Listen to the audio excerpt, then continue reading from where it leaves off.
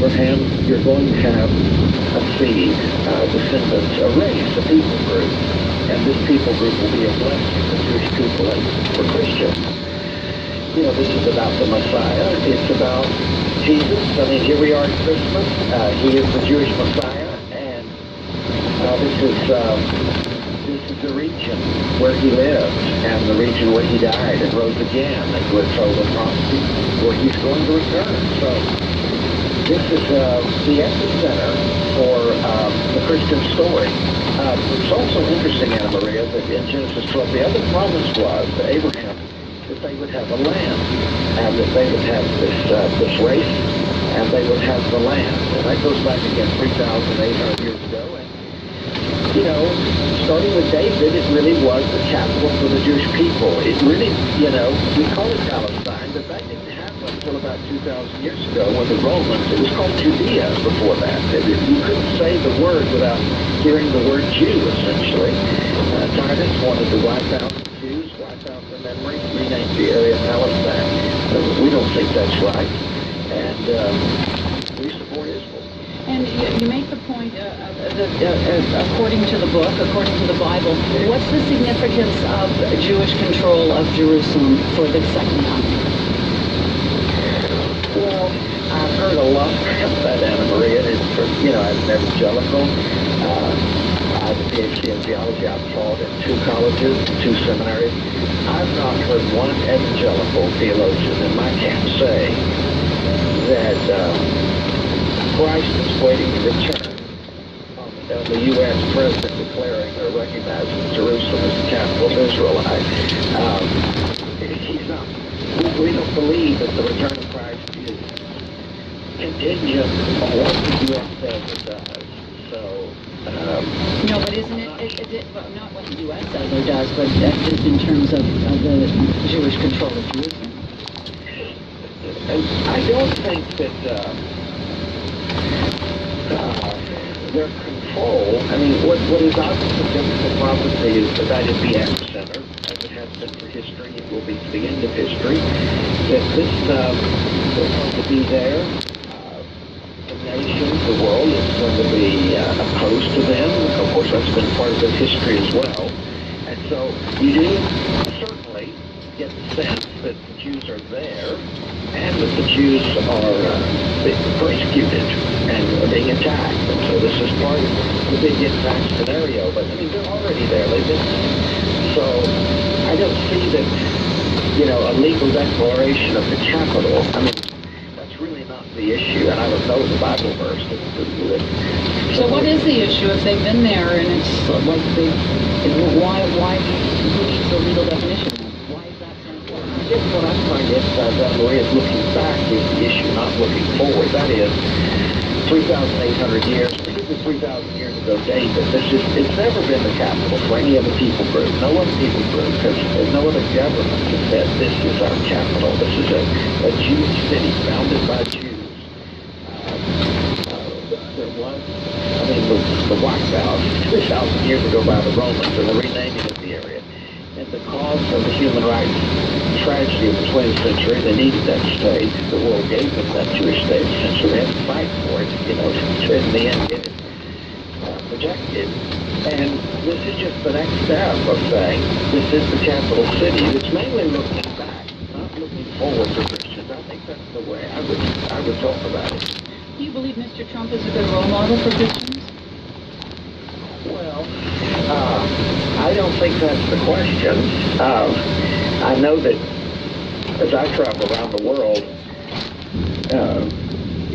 international sort of sensationalize the Trump relationship with evangelicals and make that the question. The question is about policy. And Christians have been pleased with his pro-life policy, with his economic policy, with his policy towards Israel. So we're pleased with his policies. I guess his being a role model is not the way we think of the U.S. president. There was broad support for this move amongst evangelical Christians in the United States. According to a Pew survey a couple of years ago, 80% of white evangelicals believe that Israel was given to the Jews by God. Only 40% of Jews held that belief. Why do you think that is? Well, being a Jew is a complicated thing. It would be very interesting to know the number of, atheist and agnostic Jews in that mix. It's the real question is about God. It's not about whether the land is given to them by God. And, that probably tracks pretty closely to the number of agnostics.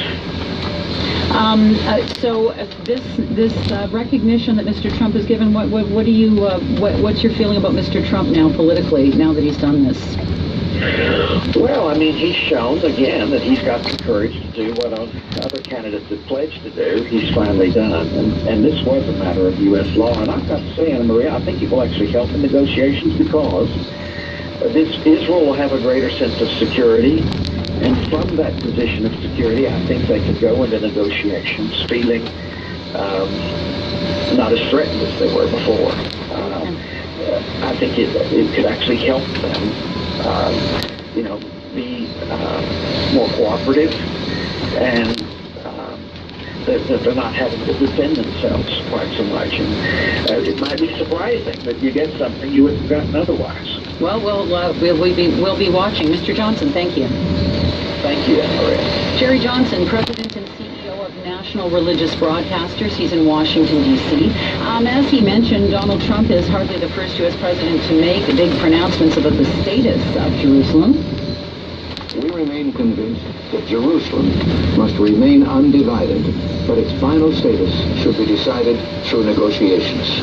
And make no mistake, the United States will oppose any proposal from any party and at any point in the negotiating process that threatens the security of Israel. Jerusalem is still the capital of Israel and must remain an undivided city accessible to all. As soon as I take office, I will begin the process of being the United States ambassador to the city of Israel, as chosen as its capital. And Jerusalem will remain the capital of Israel, and it must remain undivided. Well, despite those words from Presidents Ronald Reagan through to Barack Obama, President Trump's move to actually give Jerusalem official recognition represents a significant break, and that's being attributed in part to the significant presence of evangelical Christians in Mr. Trump's political base. There are an estimated 50 million evangelicals in the United States, making them a formidable political force. Stephen Spector is the author of Evangelicals in Israel, The Story of American Christian Zionism. He's in Long Island, New York. Hello. Hi, Anna Maria. How much did the evangelical Christian lobby influence Mr. Trump's decision to recognize Jerusalem, do you think? Now, according to Johnny Moore, who's one of the de facto spokesman for the evangelical advisory group that Trump has put together, there would have been no Jerusalem move without evangelical pressure. Mike Huckabee, who's the father of Sarah Huckabee Sanders, said that his group conducted an email campaign. Gary Bauer, who's also on the evangelical advisory group, had his followers send letters, and a number of the Christian right leaders said they met on a regular basis, almost a daily basis, with the White House, and almost always raised this issue. Now, my last guest kind of subtitled the belief, but what is the significance of Jerusalem for the evangelical Christian faith? Well, Mr. Johnson was right that there's no biblical precept about recognizing Jerusalem as the capital city. The whole notion of the capital is a later idea, and certainly there was no concept of embassies. What is important to the evangelical faith and to anyone who's a Bible believer is the fact that God chose Jerusalem. It says in 2 Chronicles that he chose Jerusalem for his name and for his home. And Jerusalem is mentioned over 800 times in the Bible. So for evangelicals in particular, Jerusalem is a sign that the Jews are God's chosen people. In a more specific way, it's also the site where Jesus lived, and it's also, for many of them who read the Bible literally, it's the place that Christ will return. and therefore it has to be undivided. And that's the real issue. For the people that I've interviewed, evangelical leaders and lay people, it isn't so much a question of official recognition as a capital city, but the fact that it has to be a place where the Jews will populate and be in charge. In order for this third temple to be rebuilt, for example, and there are biblical prophecies about the fact that that's where Christ will return. And so, what about the timing of this? Why do you think Mr. Trump made this announcement now? I think from his point of view, it's hard to say that this was religiously motivated. He certainly has the most evangelical group of advisors and cabinet members in the history of the country. He also knows that the evangelical Christians are the essence of his faith, and he knows what they believe. It happens to be coincidental with the fact that there was a 17% decline in his favorability ratings among American evangelicals. It was just announced recently, but I'm not sure that that had anything to do with it. The president runs a transactional presidency, and he was fulfilling the promise that he made to an important voting group. Also, he was courting conservative Jews, and particularly Sheldon Adelson. And actually, there was a Hanukkah party at the White House last week, to which only supporters of President Trump and his move were invited. One of the evangelicals who attended said, "Look, he's an investor, and he knows where the best return is. So he is rewarding the people who supported him and will support him in the future." So the best return, and there's also a vote tomorrow in Alabama. Evangelical vote is crucial in that race, is it not? Calling office. Have much influence on it. There are other pressing considerations, but it certainly can't harm the chances of going elected. But you make the point that this had to do with his supporters. I have a Devon dump truck that just came to the back 40 where I'm at. Do you know anything about that? Right on top, it's the office, so you should not be back there. Thanks for checking. Jeff, can you let me know? Send for it. The timing was not great, considering that in the Middle East that the Saudis were beginning to align themselves more closely with Israel, and now they're more on the defensive. The Islamists, the Iranians will be more critical of anyone who aligns himself with America. Tom Friedman had an article, a column in the New York Times saying that this was not made part of a package that President Trump gave us away and got nothing in return. It certainly is a reward to Netanyahu, Prime Minister of Israel, at a time when he's in office. But I don't know that diplomacy was a key issue, and I don't think that President Trump necessarily thinks of himself as operating within traditional diplomatic traditions. Not everyone sees Mr. Trump as a devout Christian. He's been married 3 times. He rarely goes to church. Yet 81% of evangelicals voted for him. Why so? I spent the last year researching that question. I spoke to evangelical thought leaders who were baffled by it. Much of the answer may have to do with the fact that white evangelical Christians are also white Americans, and that many of them are white working class. There were a lot of issues that had to do with the economy, that had to do with a despair for the future, with the pain that much of the country is in. There was enormous hostility to that was fully appreciated. And all of those factors came together to come as a surprise. Much of the country was shocked, much of the country was but it wasn't always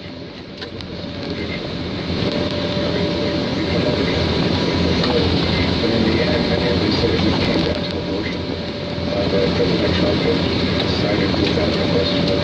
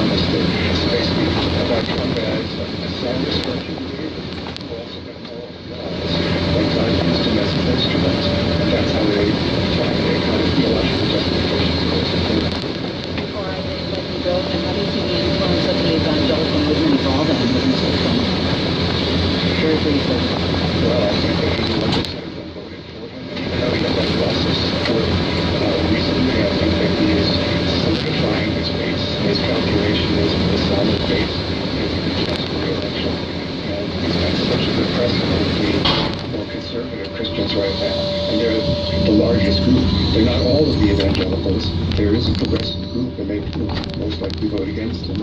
But overall, I would expect that his support among evangelicals remains solid. Stephen Spector, we have to leave it there. Thank you.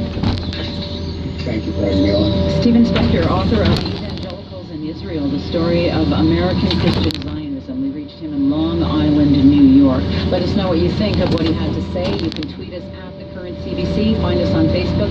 Go to our website, cbc.ca/thecurrent. The news is next, and then we're talking about medically assisted death 1.5 years into it being legal in Canada. I'm Anna Maria Tremonti. This is The Current. This is CBC Radio 1, 99.1 FM in Toronto.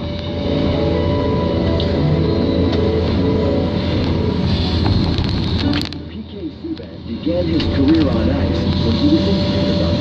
Hockey fans can thank PK's dad, Carl. I wanted him to skate every day because, you are what you practice.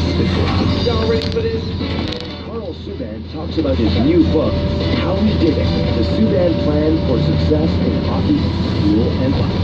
On the next chapter with Sheila Rogers, this afternoon at 1:30 in Newfoundland. CBC News is next. Coming up in an hour, it's Q. Hey, I'm Tom Powers. Dancing Queen, Waterloo, Mamma Mia, not just my email passwords, but Benny Andersson had a big part in all of those songs. He was one of the bees in the Swedish supergroup ABBA. He's going to tell you how he helped write some of the most perfect pop songs ever. This is CBC News. From CBC Toronto, it is 9 o'clock. Good morning. I'm Jill Dempsey. It is -7. The wind chill -11 right now. The investigation continues in New York City following an explosion this morning at the Port Authority bus terminal near Times Square. Police are reporting a pipe bomb was detonated and a suspect is in custody. It is not clear yet if there are any injuries. As a precaution, passengers are being removed from a number of subway lines. The 401 westbound is closed near Martin Grove after a fatal collision shortly before 5:30. OPP Sergeant Kerry Schmidt is on the scene. He says the collision involved a car and a Plex transportation truck. One driver confirmed deceased inside the vehicle. An absolute devastating collision in the back of the car. And right now we're just speaking to the driver of the transport truck and several other witnesses that happened to see the collision. Before the crash, police received reports of a car blocking the lane of the highway. The driver of the truck remained on the scene. Schmidt says he was shaken up but not injured. Police say the highway will remain closed through rush hour as police investigate. Environment Canada is warning of widespread snow late this afternoon and into this evening. The snow is expected to continue into Tuesday. 5 to 10 centimeters are expected by tomorrow morning. The country's finance ministers are meeting today in Ottawa with the provinces and territories looking for a bigger share of the tax revenues generated by the sale of marijuana. Here's Nick Gamache. The initial proposal by Ottawa was to split the returns from an excise tax 50-50, a non-starter for the provinces, according to New Brunswick's finance minister, Kathy Rogers. We all know that it's the provinces that will bear most of the cost, so, we really need to make sure that this is not a burden on the provinces. Ottawa has already suggested 50-50 was a starting point, and they're willing to be flexible. But they'll also argue, despite some of the province's claims, that they also have to face costs related to legalization, to license producers and for public awareness campaigns, for example. The taxation issue is on top of the pricing issue, which finance ministers are also set to talk about. And that seems to be the one thing about money and pot everyone agrees on, the need to find the right price to ultimately get rid of the black market. Nick Gamache, CBC News, Ottawa.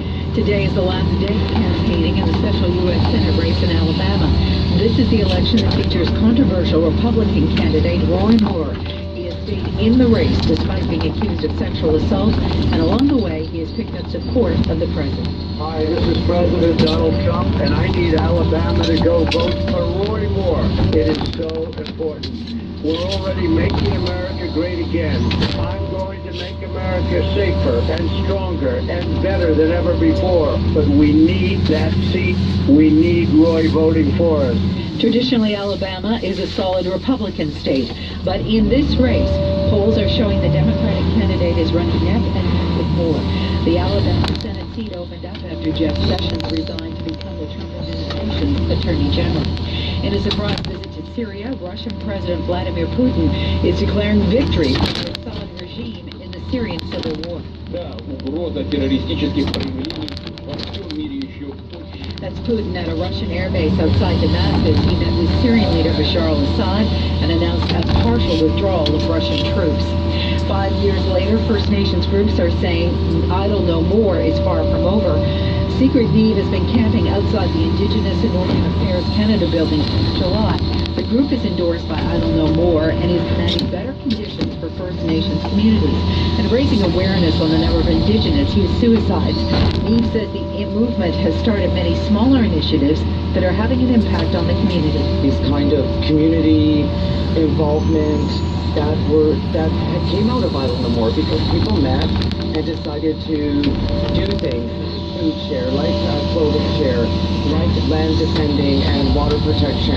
An Idle No More dance will take place later this month at Yonge Dundas Square in honor of the 5-year anniversary. That's this edition of the CBC News. I'm Jill. The weather forecast now for Toronto, cloudy with a 30% chance of flurries early this morning. Snow beginning this afternoon, a high -2. Tonight, snow 5 to 10 centimeters on the way with the temperature steady at -3. Flurries tomorrow, another 2 centimeters expected, temperature steady near -4. Peterborough on the 4th is sunny with increasing cloudiness near noon, then light snow, 5 centimeters expected tonight, temperature steady at -7. I'm Anna Maria Tremonti, and you're listening to The Current.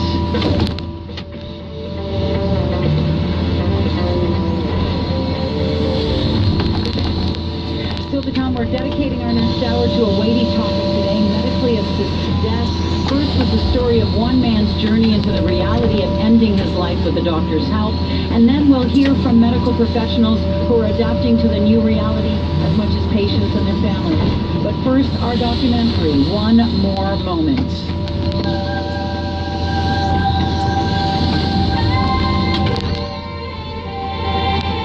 Adaptation. Today, the Supreme Court of Canada confirmed that seriously and incurably ill Canadians have the constitutional right. The plan we put forward is one that respects Canadians' choices. Late today, Bill C-14 passed in the Senate and was given royal assent. That means Canada now has a law on assisted dying. A year and a half ago, it became legal for doctors to help people die in Canada, the result of years of legal challenges and public debate. According to Health Canada, at least 2,000 Canadians have died with medical assistance since that became legal. About 1/3 of those deaths have occurred in British Columbia. The majority took place on Vancouver Island, where people chose assisted death at a rate 5 times higher than the rest of Canada. It's a big societal change. Doctors, patients, families have all had to adapt to the reality of someone wanting to take their own life with doctors' help. As part of our year-long project Adaptation, The Current's producer Kristen Nelson has the story of a 58-year-old man in Victoria, BC, and his journey with medically assisted death. This is her documentary, One More Moment.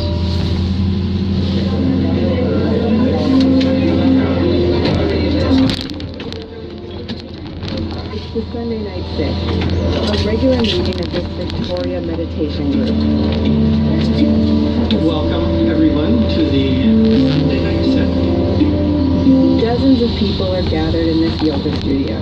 They're settling in, some with crossed legs on pillows, others on chairs, wool socks brushing the hardwood floor. The windows are cracked slightly to let in the crisp evening air. So just settling in, arriving in this room, in this posture, in this body, in our body and mind. The meditation leader sits at the front of the room, a small statue of the Buddha on one side of him, a bell on the other. Beings everywhere, be free from suffering. Welcome, everybody. There are more people than usual at this meeting. Many of those gathered are here to support their friend, Will Pegg. The glass broke for me this January. I was driving home and I stopped in at Vic General, and 10 hours later, a very ashen-faced young internist came into the room, and said that I had prostate cancer, and then mentioned that I had some growths on my pelvis. Growths turned out to be metastatic bone cancer.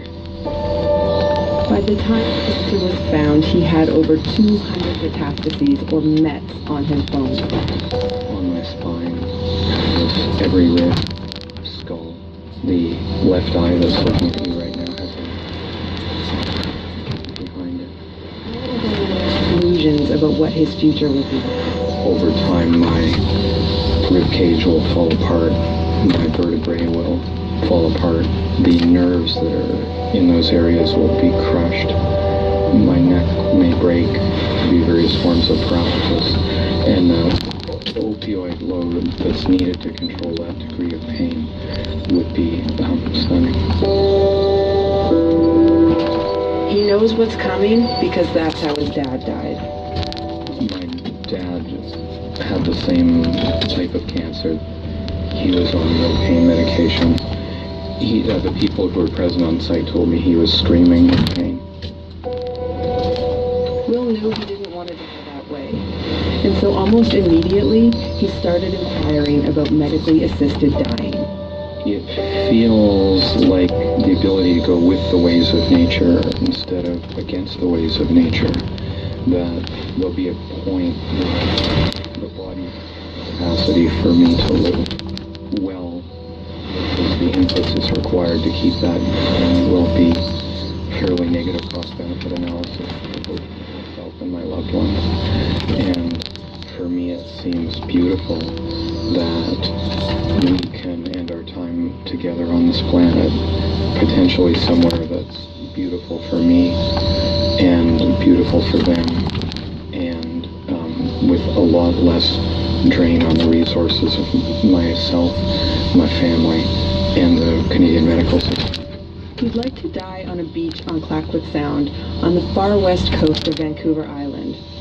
But when and how that will happen is still unclear. Having never died before, at least not that I'm aware of, so it's a bit hard to envision, but this whole process for me has been about trying to embrace wellness for the people around me, so whatever it looks like, it would be without drama, hopefully, without a lot of footprints left on their hearts, and there should be singing.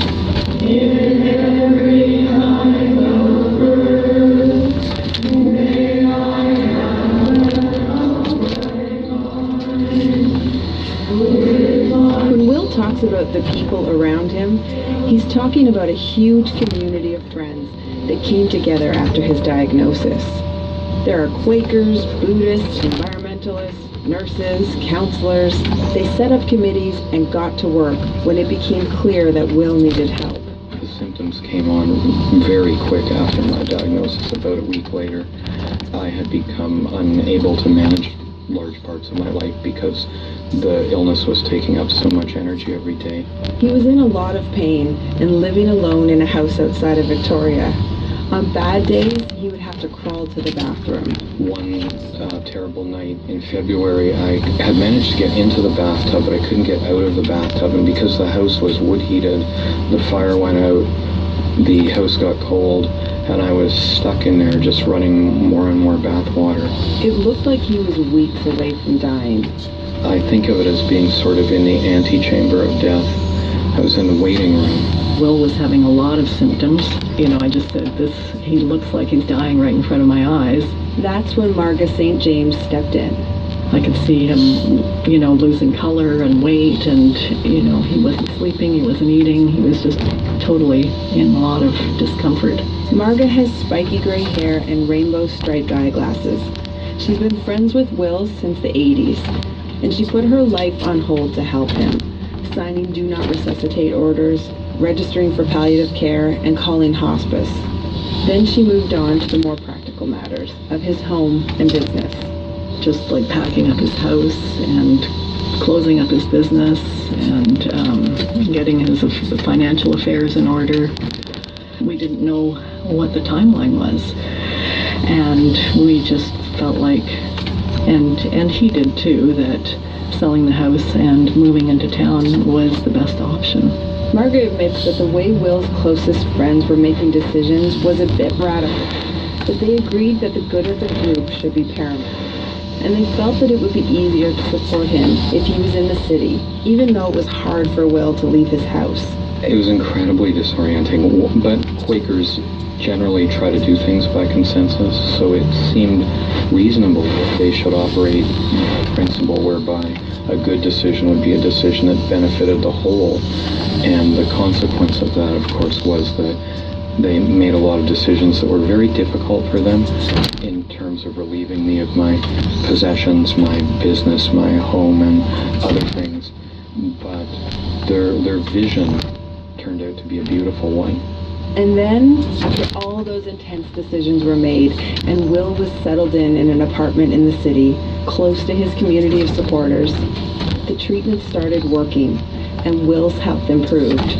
And I got a temporary day pass to get out of the antechamber, and I've been living full throttle ever since. But Will still has terminal cancer, and living full throttle is possible in part, he says, because he knows he can get a medically assisted death when the time is right. But for a small number of people in his large, multi-faith community, the idea of him ending his own life is just too much.